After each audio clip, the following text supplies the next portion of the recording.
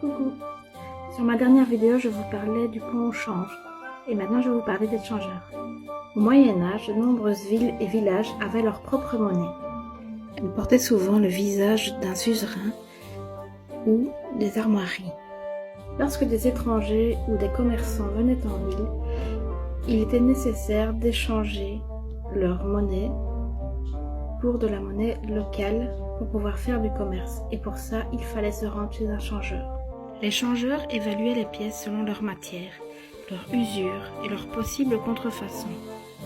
Ensuite, ils les prenaient comme dépôt, enregistrant leur valeur en devise locale. Les marchands ou étrangers pouvaient ensuite retirer cet argent local pour faire du commerce. Lors de la clôture d'un marché ou d'une foire, les commerçants retiraient leur dépôt dans la monnaie qui leur était propre. Le taux de change entre les différentes monnaies était fixé entre l'ouverture et la fermeture du marché. Le taux était la commission prélevée sur les sommes échangées. Les changeurs devaient se munir d'un livre illustré qui mentionnait la valeur des monnaies autorisées, propres et étrangères, ainsi que les monnaies non autorisées. Le mobilier des changeurs comportait une table couverte d'un tapis, d'un banc, de balances et de livres de compte.